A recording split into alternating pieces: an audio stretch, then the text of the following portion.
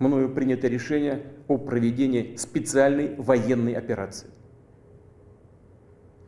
Ее цель – защита людей, которые на протяжении 8 лет подвергаются издевательствам, геноциду со стороны киевского режима. И для этого мы будем стремиться к демилитаризации и денацификации Украины, а также преданию суду тех, кто совершил многочисленные кровавые преступления против мирных жителей, в том числе и граждан Российской Федерации. Hai Sobat Militer Historia, pada tanggal 24 Februari 2022, pemerintah Rusia yang dipimpin oleh Vladimir Putin menginvasi wilayah tetangganya Ukraina. Subuh, di wilayah perbatasan Rusia dan Ukraina, 190.000 pasukan Rusia memasuki wilayah Ukraina.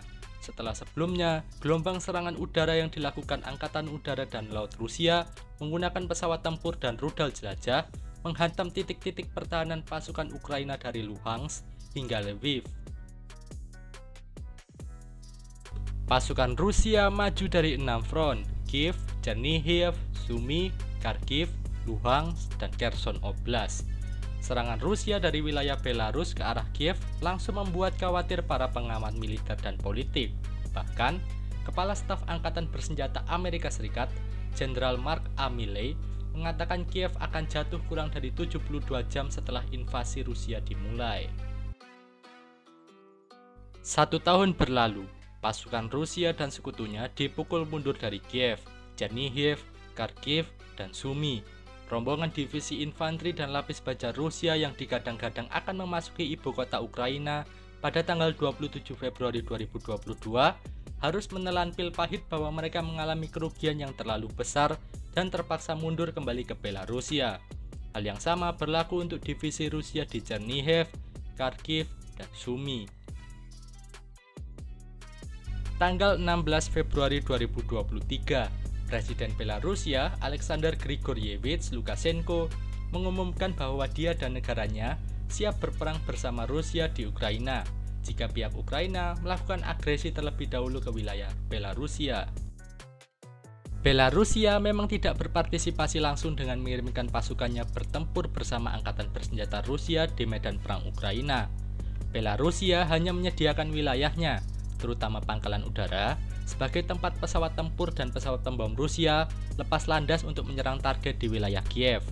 Belarusia juga menjadi tempat para wajib militer Rusia berlatih sebelum ditugaskan.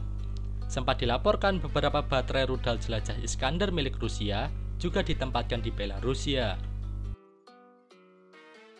Banyak pertanyaan yang muncul mengenai sikap Presiden Lukashenko yang tidak mau mengirimkan pasukannya untuk membantu Putin memenangkan perang di Ukraina. Apakah Presiden Lukashenko sebenarnya tidak setuju dengan langkah Putin menginvasi Ukraina? Atau Belarusia diam-diam ingin mengikuti langkah Ukraina dan Polandia bergabung dengan NATO? Penasaran? Mari kita simak.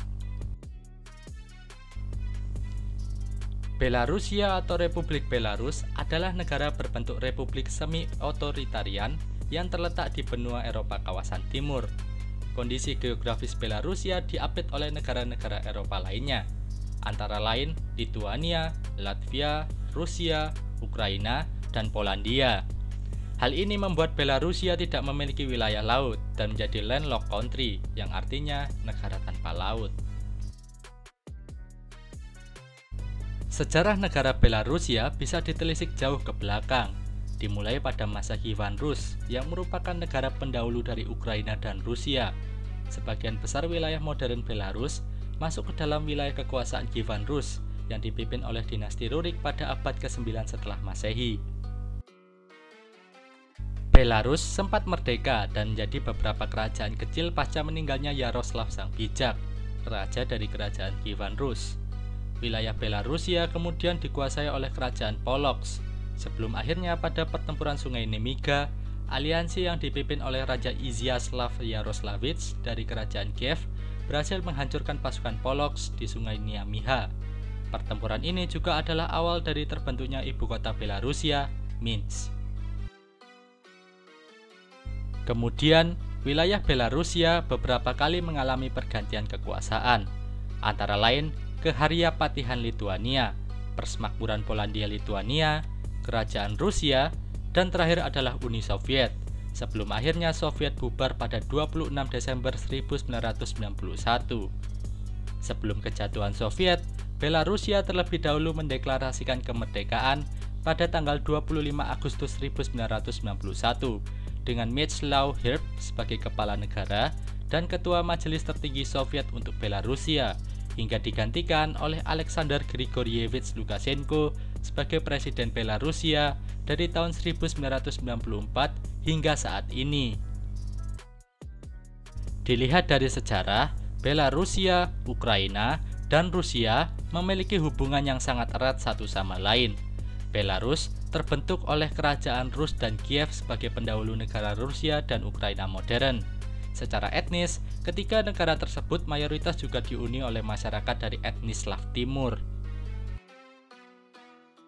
Pasca bubarnya Soviet dan berdirinya negara-negara berdaulat baru yang dulunya mantan negara bagian Soviet, Rusia sebagai penerus tidak resmi raksasa komunis tersebut, karena wilayahnya merupakan yang terluas dibandingkan negara bagian lain, bergerak mendekati Belarusia.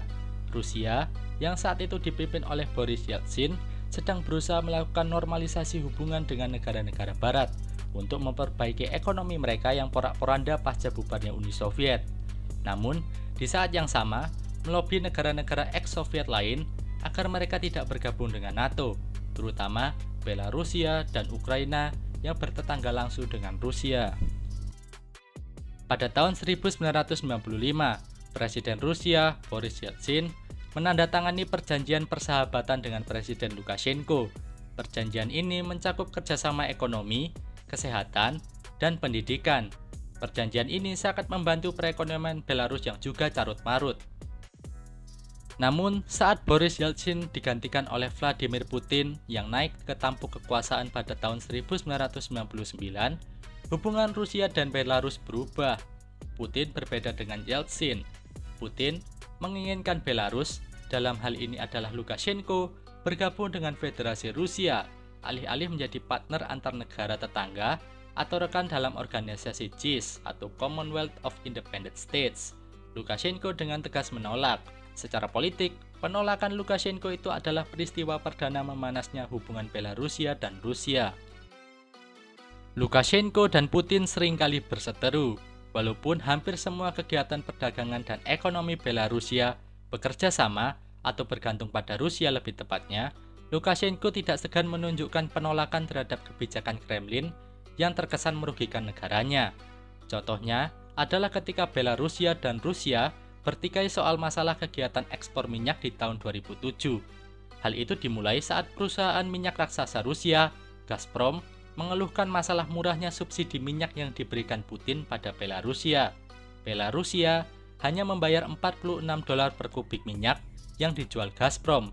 Jauh berbeda dengan yang dibayar negara lain seperti Jerman yang membayar $290 per kubik minyak, menyebabkan kerugian besar tidak hanya pada Gazprom, namun juga pada perekonomian Rusia itu sendiri. Lukashenko juga pernah menantang Putin dengan menolak mengakui kedaulatan Republik Abkhazia dan Ossetia Selatan yang memerdekakan diri dari Georgia pasca invasi Rusia ke negara itu pada tahun 2008. Pada saat berkunjung ke Minsk pada 29 Mei 2009, Putin menawarkan pinjaman sebesar $2,4 miliar dalam bentuk mata uang rubel Rusia kepada Lukashenko untuk mengakui kedaulatan kedua negara tersebut. Alih-alih tergiur, Lukashenko marah dan memberi pernyataan kepada media bahwa Rusia berusaha menyuapnya untuk mengakui kedaulatan Republik Abkhazia dan Ossetia Selatan. Lukashenko bahkan melangkah lebih jauh dengan mendekatkan diri pada Fakta Perdagangan Uni Eropa dan menerima pinjaman sebesar $1 miliar dari Lembaga Keuangan Dunia, IMF. Rusia tentu tak tinggal diam dan 1 bulan kemudian Rusia melayangkan sanksi pada Belarusia dengan membekukan aktivitas impor produk ternak dari negara tersebut, khususnya susu. Setelah Belarusia menunjukkan ketertarikan untuk menstandarisasi kualitas produk susu sapi mereka dengan standar Eropa Barat. Sanksi ini ditarik oleh Rusia pada tanggal 17 Juni 2009 setelah negosiasi dengan pihak Belarusia menemui titik terang. Pasang surut hubungan antara Belarusia dan Rusia berlanjut saat aneksasi Crimea oleh Rusia di tahun 2014. Pada hari kemerdekaan Belarusia pada tanggal 3 Juli 2014, Presiden Lukashenko untuk pertama kalinya berpidato dengan bahasa Belarus, alih-alih bahasa Rusia yang merupakan bahasa dengan penutur terbanyak di Belarusia. Ia mengatakan bahwa kita adalah orang Belarusia, bukan orang Rusia. Serangkaian konflik ekonomi, perbatasan, dan politik antara Rusia dan Belarusia berlanjut hingga tahun 2017. Pada tahun 2022 saat Rusia menginvasi Ukraina, Lukashenko mengizinkan pasukan Rusia menggunakan wilayah Belarusia sebagai pangkalan untuk menyeberang dan menyerang Ukraina langsung menuju Kiev melalui perbatasan darat antara kedua negara. Lukashenko juga menyatakan bahwa negaranya siap mengambil bagian dalam invasi jika dibutuhkan. Namun, pada bulan November 2022 saat pertemuan organisasi CSTO, Lukashenko menegaskan negaranya tidak akan mengirimkan satupun personel ke Ukraina. Ia menyatakan, selama Ukraina tidak melakukan agresi terhadap wilayah Belarus, maka ia dan tentara Belarusia tidak akan ikut campur dalam pertempuran. Dari kronologi sejarah hubungan antar kedua negara, kita bisa menyimpulkan hubungan diplomatik Belarusia dan Rusia, atau lebih tepatnya Putin dan Lukashenko seakanlah dinamis. Jadi, apa alasan Lukashenko tidak mau membantu Putin saat rekannya itu terjebak dalam parit peperangan melawan Ukraina? Walaupun secara ekonomi dan pengaruh politik Belarusia sangatlah bergantung pada Rusia untuk kelangsungan hidupnya, Lukashenko menyadari sebaik dan sebanyak apapun suntikan dana dan bantuan yang diberikan negara itu padanya dan Belarusia, Rusia masih memiliki maksud untuk mengendalikan Belarusia dan lebih jauh, mengembalikan Belarusia ke pangkuannya saat seperti era Soviet. Hal yang sama juga tengah Rusia lakukan pada Ukraina sekarang dengan cara kekerasan. Namun di sisi lain, Lukashenko tidak bisa melepaskan diri dari pengaruh Rusia. Mencoba mengkhianati Putin sama dengan menggali lubang kubur sendiri untuk Lukashenko. Lagi pula sebagai seorang diktator, yang mana ia akui sendiri. Как вы понимаете демократию по-белорусски? Вы знаете, я же диктатор, мне трудно понимать демократию. Lukashenko butuh bantuan Rusia untuk tetap berkuasa. Puluhan unjuk rasa yang dilakukan oleh rakyat Belarusia dan bahkan oleh anggota militer mereka sendiri menunjukkan betapa rapuhnya rezim Lukashenko itu. Rusia di lain pihak membutuhkan Lukashenko untuk memastikan Belarusia tetap menjadi sekutu Rusia. Rusia memanfaatkan Belarusia sebagai tameng untuk melindungi perbatasan barat mereka dari serbuan negara NATO, seperti Polandia, jika sewaktu-waktu terjadi peperangan. Rusia tidak mau ada pangkalan milik NATO, apalagi yang berisi rudal balistik nuklir, berada tepat di depan pekarangan negara mereka sendiri. Sejauh ini, Putin masih mampu mengendalikan Belarusia lewat Lukashenko, namun tidak dengan Ukraina. Jika Lukashenko menyetujui permintaan Rusia untuk terjun ke medan perang Ukraina yang kejam dan Putin tidak mampu memenangkan perang, maka semakin menguatkan ketidakyakinan rakyat Belarusia terhadap presiden mereka itu.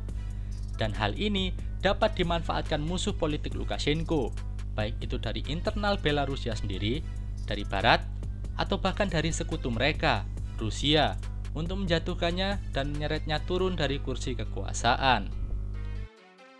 Jadi Lukashenko, seorang politikus ulung yang lebih dahulu memimpin sebuah negara daripada Putin sendiri, seringkali bermain dua kaki untuk menyelamatkan Belarusia dari kehancuran yang dibuat Rusia sendiri.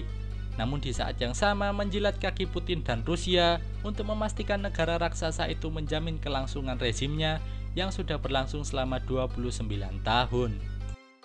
Dari Belarusia dan Lukashenko kita belajar agar negara kita, Indonesia, tidak terlalu bergantung atau yang lebih parah menjadi kacung negara lain. Sekian video pembahasan politik yang dapat kami sajikan pada kesempatan ini. Jangan lupa like, subscribe, dan share video ini. Sampai jumpa di lain kesempatan. Bye-bye.